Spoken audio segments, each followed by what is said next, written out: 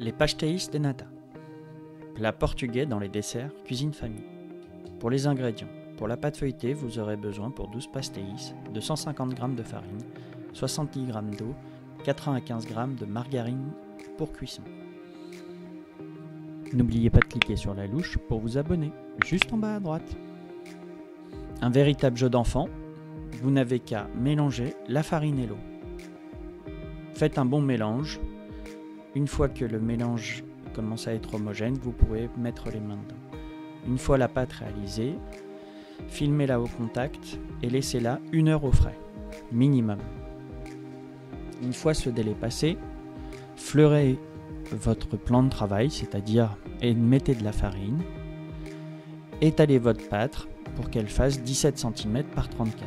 C'est important pour pouvoir faire l'étourage. Donc la réalisation de la pâte feuilletée. Pliez les bords pour faire un beau carré. Réétalez votre pâte. Ajoutez votre margarine. Attention, la margarine doit être ramollie et pas comme moi, totalement fluide. Cela est très important, sinon vous allez avoir des déboires et tout va sortir sur tous les côtés.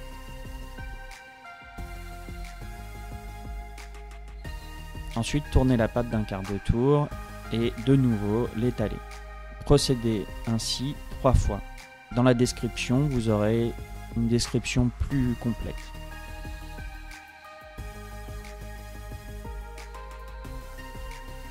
Le but de ces différentes passes est de créer les feuilles de la pâte feuilletée. L'utilisation de la margarine permet d'avoir une pâte feuilletée extrêmement croustillante.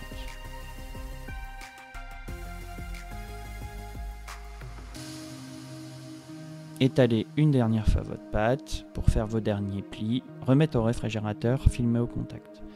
Pour ma part, je l'ai laissé toute la nuit. Une fois bien refroidie, la margarine est plus compacte et plus facile à travailler.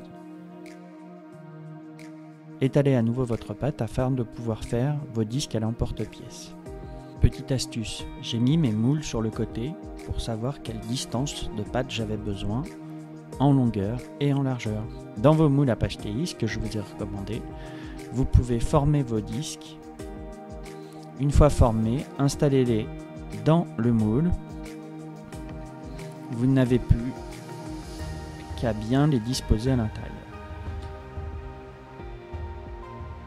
Pour la crème, vous aurez besoin de 4 jaunes d'œufs, 375 ml de lait, 190 g de sucre, 47 g de farine, un peu de zeste de citron ou de vanille, une pincée de sel. Dans une casserole, versez le lait et faites-le chauffer. Ajoutez la vanille ainsi que la farine.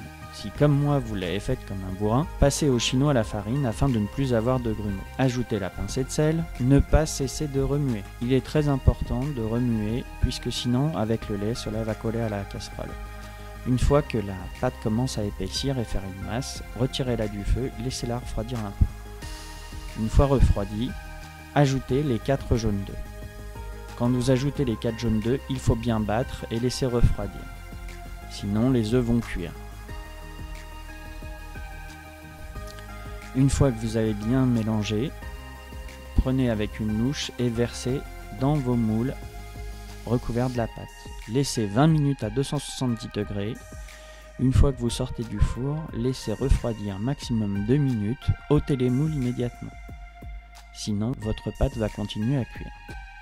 Saupoudrez de sucre glace et ou de cannelle. Bon appétit!